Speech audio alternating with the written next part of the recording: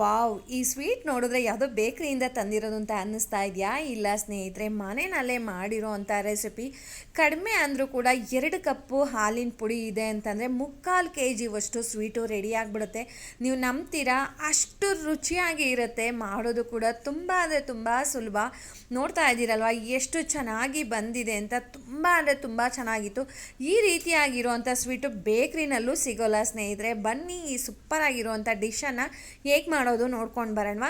ನಾನು ಇಲ್ಲೊಂದು ಪ್ಯಾನ್ ತೊಗೊಂಡಿದ್ದೀನಿ. ಪ್ಯಾನ್ಗೆ ಸುಮಾರು 2 ಕಪ್ಪಷ್ಟು ಹಾಲಿನ ಪುಡಿಯನ್ನು ಹಾಕೋತಾ ಇದ್ದೀನಿ. ಇದಕ್ಕೆ ಅದೇ ಕಪ್ಪು ಮೆಷರ್ಮೆಂಟಲ್ಲಿ 1 ಕಪ್ಪಷ್ಟು ನೀರನ್ನು ಹಾಕ್ಕೊಂಡು ಚೆನ್ನಾಗಿ ಅದನ್ನು ನೀರು ಜೊತೆ ಹೊಂದ್ಕೊಳ್ಳೋ ಥರ ಮಿಕ್ಸ್ ಮಾಡ್ಕೊಳ್ಬೇಕು. ಈ ಥರ ಹ್ಯಾಂಡ್ ಬೀಟರ್ ಇತ್ತು ಅಂತಂದರೆ ಇದರಲ್ಲೇ ಮಾಡ್ಕೊಳ್ಳಿ. ಬೇಗ ಗಂಟೆಲ್ಲ ಸಾಲ್ವ್ ಆಗಿಬಿಡುತ್ತೆ, ಗಂಟೆಲ್ಲ ಕರ್ಗೋಗ್ಬಿಡುತ್ತೆ. ನೋಡಿ, ಈಗ ಆಲ್ಮೋಸ್ಟ್ ಗಂಟೆಲ್ಲ ಕರಗಿದೆ. ಇದಕ್ಕೆ ಮತ್ತೆ ಅರ್ಧ ಕಪ್ಪಷ್ಟು ನೀರನ್ನು ಮಿಕ್ಸ್ ಮಾಡ್ಕೊತೀನಿ. ಅಲ್ಲಿಗೆ 2 ಕಪ್ಪು ಹಾಲಿನ ಪುಡಿಗೆ 1.5 ಕಪ್ಪಷ್ಟು ನಾನು ನೀರನ್ನು ಹಾಕ್ಕೊಂಡಿದ್ದೀನಿ ಸ್ನೇಹಿತರೆ. ಒಂದು ಸಲ ನಾವು ನೀರು 1.5 ಕಪ್ ಹಾಕ್ಕೊಂಡ್ಬಿಟ್ರೆ ಗಂಟೆಲ್ಲ ಕರಗೋದಿಲ್ಲ. ಅದಕ್ಕೇ ಫಸ್ಟ್ 1 ಕಪ್ ಹಾಕ್ಕೊಂಡು ಆಮೇಲೆ ಅರ್ಧ ಕಪ್ಪನ್ನು ಹಾಕ್ಕೊಂಡು ಇದು ಒಂದು ಕುದಿ ಬರೋ ತನಕ ನಾವು ಕಾಯಿಸ್ಕೊಳ್ಬೇಕಾಗತ್ತೆ. ನಾನು ಇವಾಗ ಸ್ಟವನ್ನು ಆನ್ ಮಾಡ್ತಾ ಇರೋದು ಸ್ನೇಹಿತರೆ. ಮಿಕ್ಸ್ ಮಾಡೋಕ್ಕೂ ಮುಂಚೆ ಸ್ಟವ್ ಆನ್ ಮಾಡೋದು ಬೇಡ. ಒಂದು ಕುದಿ ಬರೋದಕ್ಕೆ ಶುರುವಾಗಿದೆ ಅಂತ ಅಂದಮೇಲೆ ನಾನಿಲ್ಲಿ ಸುಮಾರು 2 ಸ್ಪೂನಷ್ಟು ವಿನೆಗರನ್ನು ಹಾಕ್ತಾ ಇದ್ದೀನಿ. ನಾನಿಲ್ಲಿ ಹಾಲನ್ನು ಒಡಿಸ್ಕೊಬೇಕಾಗತ್ತೆ, ಅದಕ್ಕೆ 2 ಸ್ಪೂನಷ್ಟು ವಿನೆಗರನ್ನು ಹಾಕ್ತಾ ಇದ್ದೀನಿ. ವಿನೆಗರ್ ಇಲ್ಲ ಅಂತ ಹೇಳಿದ್ರೆ 2 ಸ್ಪೂನಷ್ಟು ನಿಂಬೆ ರಸ ಬೇಕಾದರೂ ಹಾಕ್ಕೊಳ್ಬೋದು. ನಾನಿಲ್ಲಿ ವಿನೆಗರ್ ಹಾಕಿದ ಮೇಲೆ ಕೈ ಬಿಡದೇ ಈ ರೀತಿಯಾಗಿ ತಿರುಗಿಸ್ತಾ ಇರಬೇಕು. ನಾವೆಷ್ಟು ಈ ರೀತಿಯಾಗಿ ತಿರುಗಿಸ್ತಾ ಇರ್ತೀವಿ ಅದಷ್ಟು ಬೇಗ ಚೆನ್ನಾಗಿ ಈಕ್ವಲ್ ಆಗಿ ಹಾಲೆಲ್ಲ ಒಡಿತಾ ಬರುತ್ತೆ. ಇದರಲ್ಲಿ ಪನ್ನೀರ್ ತಕ್ಕೊಳ್ಳೋದು ಸಪ್ರೇಟ್ ಮಾಡೋದು ಏನೂ ಇರಲ್ಲ ಸ್ನೇಹಿತರೆ. ಇದು ಗಟ್ಟಿ ಆಗೋ ತನಕನೂ ಕೂಡ ಇದು ತಳ ಹಿಡಿಯೋ ಚಾನ್ಸಸ್ ತುಂಬ ಇರುತ್ತೆ ಹಾಲಿನ ಪುಡಿ ಆಗಿರೋದ್ರಿಂದ. ಸೊ ಕೈ ಬಿಡ್ದೇ ಈ ರೀತಿಯಾಗಿ ಸೈಡೆಲ್ಲ ನೀಟಾಗಿ ಬಿಡಿಸ್ಕೊಂಡು ಕೆನೆನೆಲ್ಲ ಇದು ಮಾಡಿಕೊಂಡು ನೋಡಿ ಈ ರೀತಿಯಾಗಿ ತಿರುಗಿಸ್ತಾನೇ ಇರಬೇಕು, ಮಿಕ್ಸ್ ಮಾಡ್ತಾನೇ ಇರಬೇಕು ಸ್ನೇಹಿತರೆ. ನೀವೇ ನೋಡ್ತಾ ಇದ್ದೀರಾ ಅಲ್ವಾ, ಈ ರೀತಿಯಾಗಿ ಸ್ವಲ್ಪ ಸ್ವಲ್ಪನೇ ಅದು ಒಡಿತಾ ಬರುತ್ತೆ. ತುಂಬ ಚೆನ್ನಾಗಿರುತ್ತೆ. ಇದನ್ನು ಒಡಿಸಿ ಮಾಡೋದ್ರಿಂದ ಈ ಥರ ಪನ್ನೀರ್ ಥರ ಮಾಡೋದ್ರಿಂದ ನೀವು ಪನ್ನೀರಲ್ಲಿ ಮಾಡಿದ್ರೆ ಇಷ್ಟು ಚೆನ್ನಾಗಿ ಬರೋದಿಲ್ಲ ಇದು ಸ್ವೀಟು. ಸೊ ಹಾಲಿನ ಪುಡಿನಲ್ಲೇ ಮಾಡಬೇಕು. ನೋಡಿ, ಈಗ ಆಲ್ಮೋಸ್ಟ್ ಗಟ್ಟಿ ಹಾಕ್ತಾ ಕೂಡ ಬಂದಿದೆ, ನಿಮಗೆ ಕಾಣ್ತಾ ಇದೆ, ನೋಡ್ತಾ ಇದ್ದೀರಾ ನೋಡಿ. ಆ ಕೈಗೆಲ್ಲ ಸಿಡಿತಾ ಇರುತ್ತೆ. ಆದಷ್ಟು ಸ್ವಲ್ಪ ಲೋ ಫ್ಲೇಮ್ನಲ್ಲಿ ಇಟ್ಕೊಂಡು ಗಟ್ಟಿ ಆಗೋ ತನಕ ಲೋ ಫ್ಲೇಮ್ನಲ್ಲೇ ಮಾಡ್ಕೊಳ್ಳಿ. ಆ ನೀರಿನ ಅಂಶ ಎಲ್ಲ ಹೋಗ್ಬಿಡ್ಬೇಕು ಸ್ನೇಹಿತರೆ. ಅಲ್ಲಿ ತನಕ ನಾವು ಈ ರೀತಿಯಾಗಿ ಮಿಕ್ಸ್ ಮಾಡ್ಕೊತಾ ಹಿಂಗೆ ತಿರುಗಿಸ್ತಾನೆ ಇರಬೇಕಾಗತ್ತೆ. ಇದೊಂದು 3/4 ಭಾಗ ಆಗಿದೆ ಅಂತ ಗೊತ್ತಾದ ಮೇಲೆ ನಾವು ಇದಕ್ಕೆ ಸಕ್ಕರೆ ಹಾಕಬೇಕಾಗತ್ತೆ. ಅದನ್ನು ಮುಂದೆ ಹೇಳ್ತಾ ಹೋಗ್ತೀನಿ. ಬಟ್ ಇದನ್ನು ನೋಡಿ ಈ ರೀತಿಯಾಗಿ ಮಾಡ್ತಾ ಹೋಗಬೇಕು, ಎಲ್ಲೂ ಕೂಡ ಕೈ ಬಿಡೋದಕ್ಕೆ ಹೋಗಬೇಡಿ. ಈ ಟೈಮ್ನಲ್ಲಿ ನೋಡಿ ಒಂದು 3/4 ಭಾಗ ರೆಡಿ ಆಗಿಬಿಟ್ಟಿದೆ. ಈ ಟೈಮ್ನಲ್ಲಿ ನಾನು ಇದಕ್ಕೆ 1 ಕಪ್ಪಷ್ಟು ನಾನು ಇಲ್ಲಿ ಸಕ್ಕರೆಯನ್ನು ಹಾಕ್ಕೊಂಡಿದ್ದೀನಿ. ಸ್ವಲ್ಪ ಏಲಕ್ಕಿ ಪುಡಿಯನ್ನು ಕೂಡ ಹಾಕ್ಕೊಂಡಿದ್ದೀನಿ. ಇಲ್ಲಿ ಸಕ್ಕರೆನ ಪುಡಿ ಮಾಡಿ ಹಾಕೋದು ಅದೆಲ್ಲ ಏನು ಬೇಡ. ಸ್ವೀಟು ಕರೆಕ್ಟಾಗಿ ಬರುತ್ತೆ. ಇದು ಕಡಿಮೆನೂ ಇರಲ್ಲ, ಜಾಸ್ತಿನೂ ಇರಲ್ಲ, ತುಂಬ ಚೆನ್ನಾಗಿರುತ್ತೆ. ಮೆಷರ್ಮೆಂಟ್ ಒಂದು ಪಕ್ಕ ಇರಬೇಕು ಅಷ್ಟೇ ಸ್ನೇಹಿತರೆ. ಇದು ಹಾಕಿದ ಮೇಲೆ ಸ್ವಲ್ಪ ತೆಳು ಅಂತ ಅನ್ನಿಸ್ತಾ ಹೋಗುತ್ತೆ.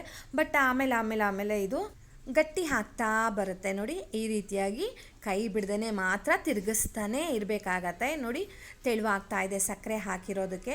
ಕರೆಕ್ಟಾಗಿ ಮೆಷರ್ಮೆಂಟು ಇನ್ನೊಂದು ಸಲ ಹೇಳ್ತಾ ಇದ್ದೀನಿ. 2 ಕಪ್ಪಷ್ಟು ಹಾಲಿನ ಪುಡಿಯನ್ನು ತೊಗೊಂಡಿದ್ದೀನಿ. ಸೊ 2 ಕಪ್ ಹಾಲಿನ ಪುಡಿಗೆ 1.5 ಕಪ್ಪಷ್ಟು ನಾನು ನೀರನ್ನು ಹಾಕಿದ್ದೀನಿ. 1 ಕಪ್ಪಷ್ಟು ಸಕ್ಕರೆಯನ್ನು ಹಾಕಿದ್ದೀನಿ. ಒಂದು ಅರ್ಧ ಸ್ಪೂನಷ್ಟು ಏಲಕ್ಕಿ ಪುಡಿಯನ್ನು ಹಾಕಿದ್ದೀನಿ. ಇಷ್ಟಿದ್ರೆ ಸಾಕು, ಸಕ್ಕತ್ತಾಗಿರೋ ಅಂಥ ಸ್ವೀಟು ರೆಡಿ ಆಗಿಬಿಡುತ್ತೆ. ನೋಡಿ ಆಲ್ಮೋಸ್ಟ್ ಇದು ಆಗ್ತಾ ಬಂದಿದೆ.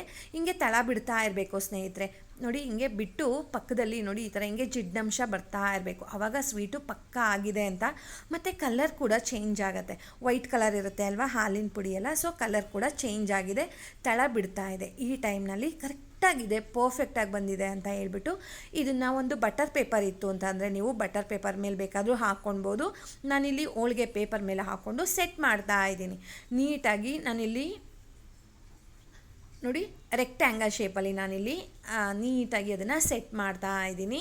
ಸ್ವಲ್ಪ ಅಂಟಂತ ಅನ್ನಿಸ್ತಾ ಇರುತ್ತೆ, ಬಟ್ ಅದು ತಣ್ಣಗಾದ್ಮೇಲೆ ಸರಿ ಹೋಗುತ್ತೆ. ನೀವು ಯಾವ ಶೇಪಲ್ಲಿ ಬೇಕಾದ್ರೂ ನೀವು ಇದನ್ನು ಸೆಟ್ ಮಾಡ್ಬೋದು.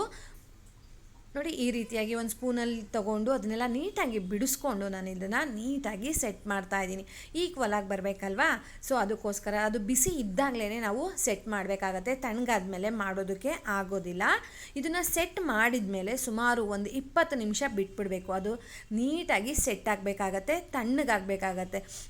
ಒಂದು ವೇಳೆ ಏನಾದರೂ 20 ನಿಮಿಷ ವೆಯ್ಟ್ ಮಾಡೋಕ್ಕಾಗಲ್ಲ ಅಂತ ಹೇಳಿದ್ರೆ ನೀವು ಫ್ರಿಡ್ಜಲ್ಲಿಟ್ಟು ಬೇಗನೆ ಕೂಲ್ ಮಾಡ್ಬೋದು ಸ್ನೇಹಿತರೆ. ನೋಡಿ ನೀಟಾಗಿ ನಾನಿಲ್ಲಿ ಸೆಟ್ ಮಾಡಿದ್ದೀನಿ, ನೀವೇ ನೋಡ್ತಾ ಇದ್ದೀರಾ, ಪರ್ಫೆಕ್ಟಾಗಿ ಬಂದಿದೆ ಮತ್ತು ಕರೆಕ್ಟಾಗಿ ಸೆಟ್ ಆಗಿದೆ.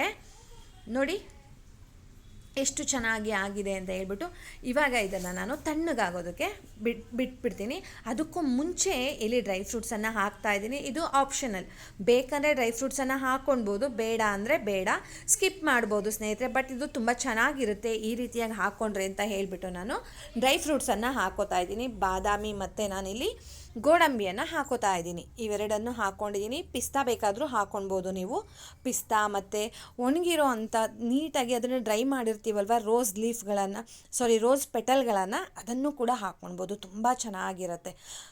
ನೋಡಿ ಈ ರೀತಿಯಾಗಿ ಸ್ಪೂನಲ್ಲೆಲ್ಲ ಮಾಡೋದಕ್ಕಾಗಲ್ಲ, ಒಂದು ಈಕ್ವಲ್ ಆಗಿರೋ ಅಂಥ, ಅಂದರೆ ಸಮತಟ್ಟಾಗಿರೋ ಅಂಥದ್ದು ಅಂತ ಹೇಳ್ತೀವಲ್ವ, ಆ ರೀತಿಯಾಗಿರೋ ಅಂಥ ಒಂದು ಕಪ್ ಆಗ್ಬೋದು, ಬೌಲ್ ಆಗ್ಬೋದು ತೊಗೊಂಡು ಹಿಂಗೆ ಜಸ್ಟ್ ಪ್ರೆಸ್ ಮಾಡಬೇಕು. ಇಲ್ಲಾಂದರೆ ಡ್ರೈ ಫ್ರೂಟ್ಸ್ ಎಲ್ಲ ಅದಕ್ಕೆ ಕಚ್ಚೋದಿಲ್ಲ ಅಲ್ವಾ. ಸೊ ಈ ರೀತಿಯಾಗಿ ಮಾಡಿದ್ರೆ ನೀಟಾಗಿ ಅದು ಅದಕ್ಕೆ ಸೆಟ್ ಆಗತ್ತೆ. ನೋಡಿ ಈ ರೀತಿಯಾಗಿ ತುಂಬ ಚೆನ್ನಾಗಿರುತ್ತೆ. ಇವಾಗ ತಣ್ಣಗಾಗಿದೆ ಸ್ನೇಹಿತರೆ, ತಣ್ಣಗಾದ್ಮೇಲೆ ನೀವು ನೋಡ್ತಾ ಇದ್ದೀರಾ ನೋಡಿ ಎಲ್ಲ ಚೆನ್ನಾಗಿ ಸೆಟ್ ಆಗಿದೆ.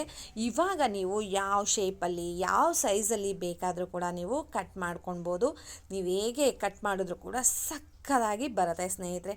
ನೀವೇ ನೋಡ್ತಾ ಇದ್ದೀರಲ್ವ ಎಷ್ಟು ಚೆನ್ನಾಗಿ ಬರ್ತಾ ಇದೆ ಅಂತ. ತುಂಬ ಅಂದರೆ ತುಂಬ ಚೆನ್ನಾಗಿ ಬರುತ್ತೆ. ಈ ರೀತಿಯಾಗಿ ನೀವು ಯಾವತ್ತೂ ಕೂಡ ಸ್ವೀಟನ್ನು ಟ್ರೈ ಮಾಡಿರಲ್ಲ, ಮಿಸ್ ಮಾಡದೆ ಟ್ರೈ ಮಾಡಿ. ಮನೇಲಿ ಇನ್ನೂ ಒಂದು ಸಲ ಮಾಡು ಅಂತ ಹೇಳ್ತಾರೆ, ಮಾಡಿರೋದೆಲ್ಲ ಒಂದೇ ಟೈಮ್ಗೆ ಖರ್ಚಾಗ್ಬಿಡುತ್ತೆ ಸ್ನೇಹಿತರೆ, ಅಷ್ಟು ಅದ್ಭುತವಾಗಿರುತ್ತೆ ರುಚಿ. ಈ ಥರ ಸ್ವೀಟು ನಾನು ಹೇಳ್ದಾಗೆ ಎಲ್ಲೂ ಕೂಡ ಸಿಗೋದಿಲ್ಲ. ನಾವು ಹೋಮ್ ಮೇಡ್ ಮನೇಲಿ ಮಾಡಿರ್ತೀವಲ್ವ, ಆ ಖುಷಿನೇ ಬೇರೆ, ಆ ಟೇಸ್ಟೇ ಬೇರೆ, ಮತ್ತು ಎಷ್ಟು ತಿಂದರೂ ಕೂಡ ಏನೂ ಆಗೋದಿಲ್ಲ, ತುಂಬ ಚೆನ್ನಾಗಿರುತ್ತೆ. ನೋಡಿ ನಾನು ಈ ರೀತಿಯಾಗಿ ಕಟ್ ಮಾಡಿದ್ದೀನಿ, ನೋಡ್ತಾ ಇರ್ಬೋದು ಎಷ್ಟು ಚೆನ್ನಾಗಿ ಬಂದಿದೆ ಅಂತ. ತುಂಬ ಅಂದರೆ ತುಂಬ ಚೆನ್ನಾಗಿರುತ್ತೆ. ಒಂದು ಪೀಸ್ ತಿಂದ್ಬಿಟ್ಟು ಸುಮ್ಮನಾಗೋಣ ಅಂತ ಅನ್ನೋ ಹಾಗೇ ಇಲ್ಲ. ನಾವು ಇದನ್ನು ಕಡಿಮೆ ಅಂದರೂ ಕೂಡ 2 ಪೀಸು 3 ಪೀಸು ಬೇಕಾಗತ್ತೆ ಸ್ನೇಹಿತರೆ ಇದಕ್ಕೆ, ಯಾಕಂದರೆ ಅಷ್ಟು ಚೆನ್ನಾಗಿರುತ್ತೆ, ರುಚಿಯಾಗಿ ಇರುತ್ತೆ. ನೋಡಿ ತುಂಬ ಚೆನ್ನಾಗಿದೆ, ಕಲರ್ಫುಲ್ಲಾಗಿ ಬಂದಿದೆ, ರುಚಿನೂ ಕೂಡ ಅದ್ಭುತವಾಗಿರುತ್ತೆ. ಯಾರೆಲ್ಲ ಈ ರೆಸಿಪಿಯನ್ನು ಟ್ರೈ ಮಾಡ್ತೀರಾ ಮಿಸ್ ಮಾಡದೆ ನನಗೆ ಕಮೆಂಟ್ ಮಾಡಿ ಹೇಗೆ ಬಂತು ಅಂತ. ನನಗಂತೂ ತುಂಬ ಅಂದರೆ ತುಂಬ ಖುಷಿಯಾಯಿತು. ಸ್ವೀಟು ಕೂಡ ಅಷ್ಟೇ ತುಂಬ ಚೆನ್ನಾಗಿ ಬಂದಿತ್ತು ಸ್ನೇಹಿತರೆ. ಹೋಗಿ ಬರಲಾ? ಬಾಯ್ ಸ್ನೇಹಿತರೆ, ನಮಸ್ತೆ.